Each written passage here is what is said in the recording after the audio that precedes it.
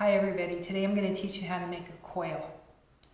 A coil is used for sculpting as well as making functional wear, and as soon as you can sort of master the coil, it's going to open up a world of possibilities for you. So first thing I'm going to do is take a piece of clay, close my bag up, and since I'm going to be making a rather small coil, I'm going to go ahead and just take about half of that.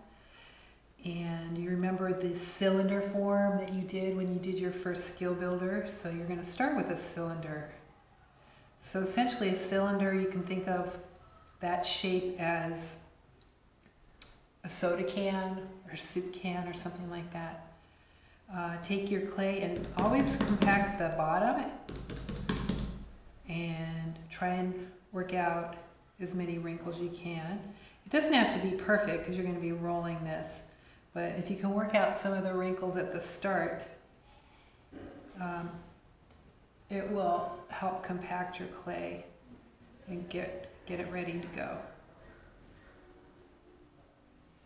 Okay, so once you have that, your cylinder, then you start rolling it. And you kind of roll it and push it back, roll it and push it back. And after you do that for a few times, you're going to notice that probably in many cases it's going to get a little bit more like an oval. And that's a common thing that happens in the beginning. So what you're going to do is reinstate the ends. So take a minute and get those nice and compact again.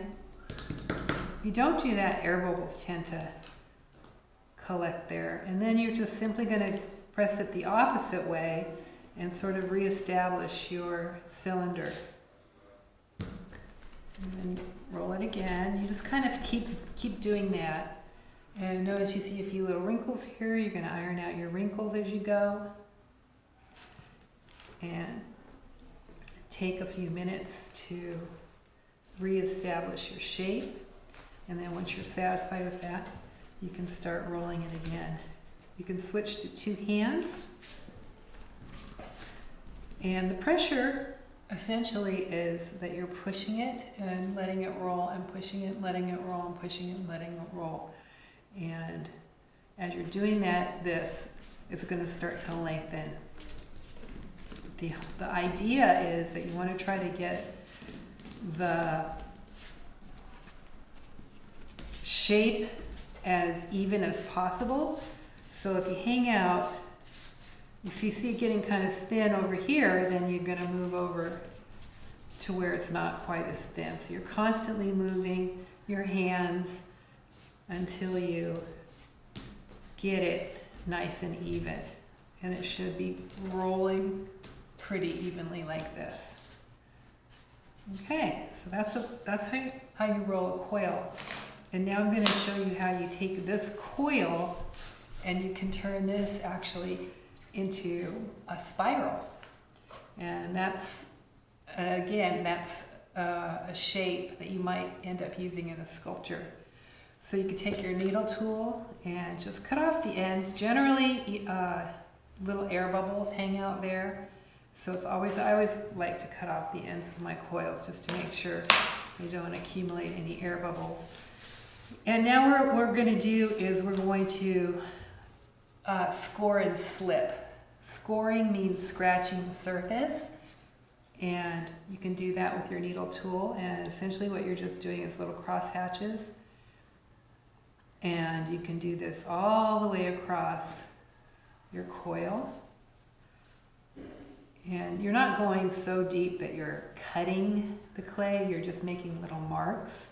So this is going one way, and now to turn this into a crosshatch, I'm going to go opposite so that it's a little X. I'm making little X's essentially.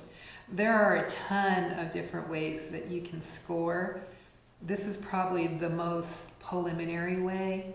There are scoring tools and other tools that you can use to make it go quicker, but this is a good starting point. Okay, now the slip. So slip is liquid clay, and the way you make slip essentially is you can let your let a little piece of clay get hard, and then you put it in some water overnight, or you can actually make it the same day. If you put it in some water and just kind of mix it up, you'll get a little slurry, and we call that slip. And slip functions like glue. So once you have your glue or your slip, which is essentially liquid clay, you're using the same clay body to make slip as the clay piece that you're working on. And then you're kind of tapping it into those little marks that you just made. And common mistake that I find beginning students do is they want to brush it on. And what do you think happens if you do that? Well, what happens is you basically erase your score marks. So it's better to tap it on and let the slip kind of land into those little marks that you made, into the score marks. Okay, so now what we're going to do is we're going to make a little spiral. So I'm going to lay this on its side now, and I'm going to take one end and I'm going to just roll it like a little snail, roll it into itself like so. And you want to just do gentle pressure as you're doing this so that it actually kind of connects. You could see the slip is kind of sliding out, and that's what you want. That's when you know you put enough slip on. So this is a tight, like little cinnamon roll type thing, which again can be used in sculpture. But if I just let this dry, chances are it will start to fall apart. So what I'm going to do, I'm just painting a little bit of slip on here just to make sure it's all in there. What I want to do now is a technique that we call welding. So I'm going to flip it over, and I'm going to take my sculpting tool, and everywhere where you see the two places where it joins, I'm going to gently and carefully weld those. Notice that I'm doing it carefully so that I don't distort the piece.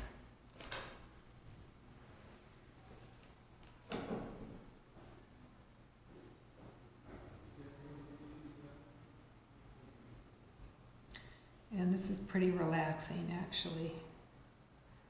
I find this to be relaxing.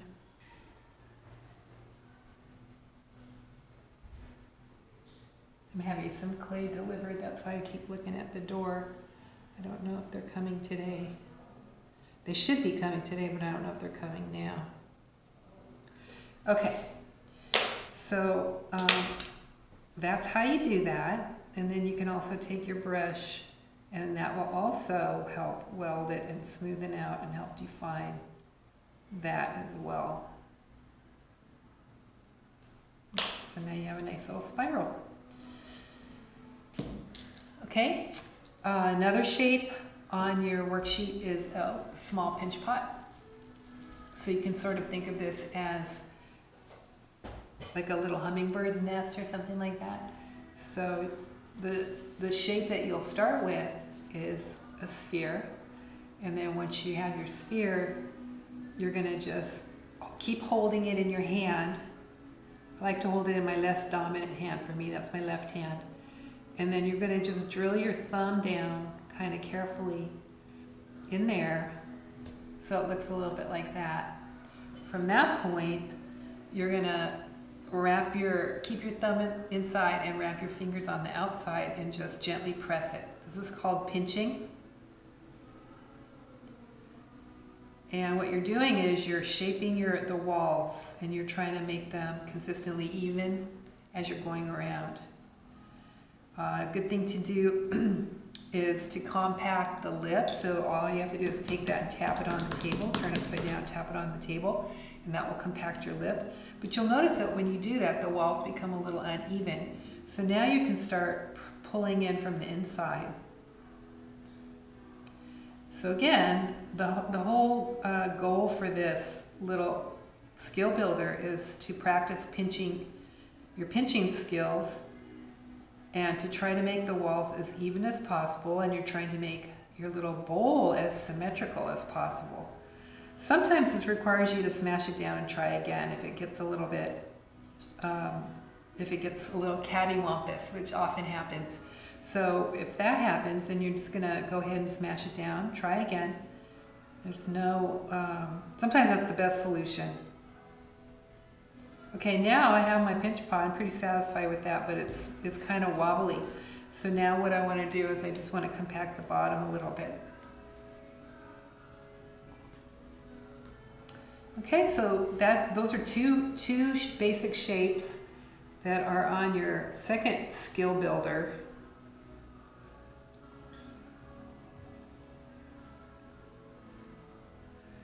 The last one on there, you're gonna, now that you're comfortable creating shapes, create something original. So try to think of a way that you can incorporate different shapes to make something that's sort of identifiable. And that's the beginning of sculpting. Okay, so far what we've learned today is how to roll a coil and how to make a little pinch pot. Those are coiling and pinching. Those are two hand building skills. The last one would be a slab, and I'll talk about that another time because there's a lot to talk about with slabs. But for now, just remember pinching and coiling, and we introduced scoring and slipping. And we also talked a little bit about welding. So these are all important skills to get comfortable with so that you can continue to scaffold and continue to build upon your understanding of how to work with clay. Okay, until next time, I hope you all have a very nice day.